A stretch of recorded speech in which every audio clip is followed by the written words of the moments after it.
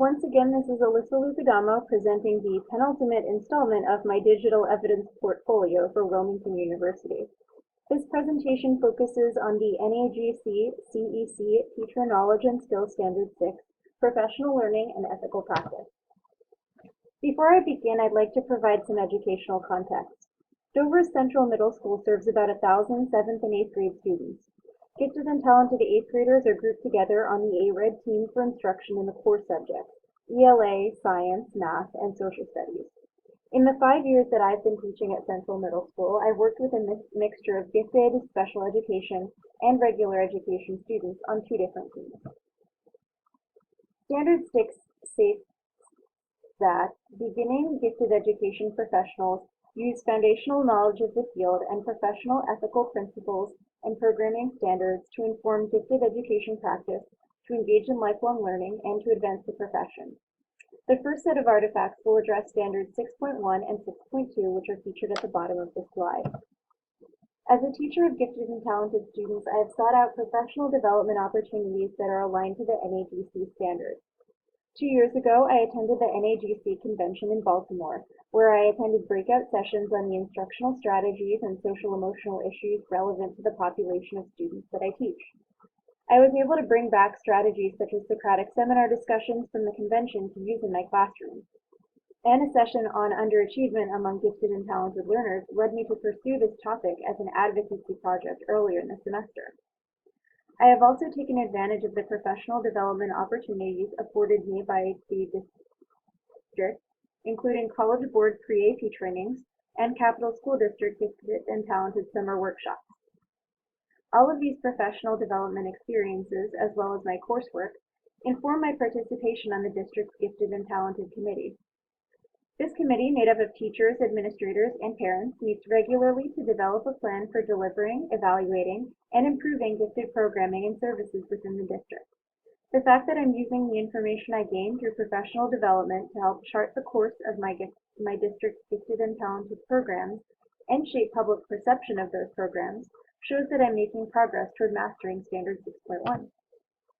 Standard 6.2 focuses on how I use my understanding of historical and current issues in the field of gifted education in my professional practice.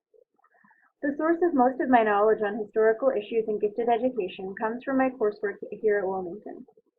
Through assigned readings, such as those from the textbook pictured here, I have learned about theories of learning and development undergirding gifted and talented education programs.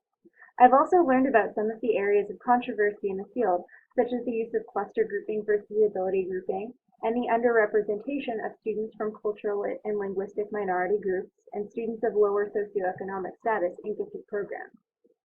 The image of NAGC's Gifted Child Quarterly demonstrates that I seek out current publications to develop my professional knowledge as well.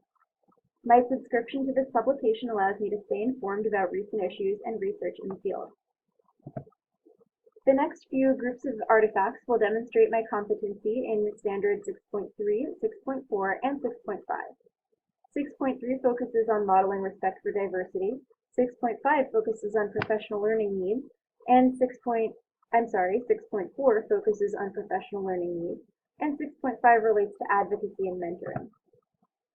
In my classroom, I model respect for diversity by structuring the learning environment and content so that multiple perspectives are fairly presented. To ensure that every student has the opportunity to participate in class discussions and activities, I frequently use the popsicle sticks pictured here. Each stick of doom, as some students refer to them, is inscribed with a student's name. This ensures that each student, regardless of gender, race, or other exceptionality, has an equal chance of being called on. This practice shows that I have a respect for diversity because I explicitly try to avoid bias in a learning environment. Naming class sections mindfully also conveys my respect for diversity. Teams of teachers in my school often name class sections after famous individuals in different academic fields. My team has made a concerted effort to name our classes after diverse figures. My first period class is named after the African-American writer Maya Angelou.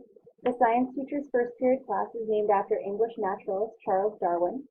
The math teacher's class is named after Greek mathematician Pythagoras. And the social studies teacher's first period class is named after Frederick Douglass, African-American abolitionist. In choosing these names, we demonstrate our respect for diversity by highlighting individuals who reflect the makeup of our student population. Additionally, the literature that my students read in class exposes them to a wide variety of perspectives. The literature anthology pictured on the left contains texts from authors of both genders, several ethnicities, and even diverse sexual orientations, so this doesn't typically come up in class discussions. These texts are taught side by side with canonical works of English literature, such as Romeo and Juliet, and more contemporary texts, such as Ovid's Nothing But the Truth. Some of the texts we read, such as West Side Story, explore issues of respect for diversity within their pages. As students are exposed to these varied perspectives, they also strive to demonstrate respect for one another by practicing appropriate listening and discussion skills. My participation in Wilmington University's Masters in Instruction, Gifted and Talented program demonstrates my progress toward meeting Standard 6.4. My understanding of my professional learning needs has grown in each course I have taken. My participation in the Psychology of Gifted and Talented Learners course was particularly eye-opening. In my teaching practice, I tend to focus on developing my students' cognitive skills. Until recently, I've been doing little to address my students' social-emotional development. Although I've learned a lot in the course that will help me to improve my practice, I recognize that this is still an area of growth for me. The artifacts on slide 3 display additional professional learning activities I have pursued outside of the master's program.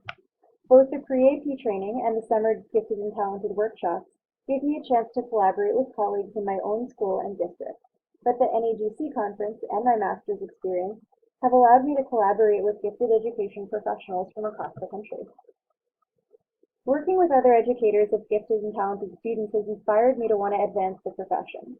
Although I do not currently participate in mentoring, my work in the master's program has given me the chance to take on an advocacy role. In a collaborative effort with colleagues, I participated in designing a website that advocates for the needs of underachieving gifted learners. The website offers resources and information for educators and families about the causes of underachieving behavior and the strategies to reverse it. The process of doing research into this topic and creating the website has made me well-versed enough to advocate for the needs of underachieving gifted learners with my colleagues in professional settings, such as the district's Gifted and Talented Committee. This committee also gives me the opportunity to advocate more broadly for the needs of all gifted and talented students. As I reflect on my professional learning, I realize that many of the choices I make as an educator have an ethical dimension. Being an ethical practitioner means doing everything in my power to provide my students with a challenging and engaging education.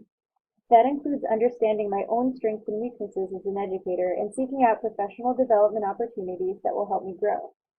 It also includes using the knowledge I have gained in the classroom as I design instruction and assessments that are meaningful and rigorous, and as I interact with students in a respectful and empathetic way.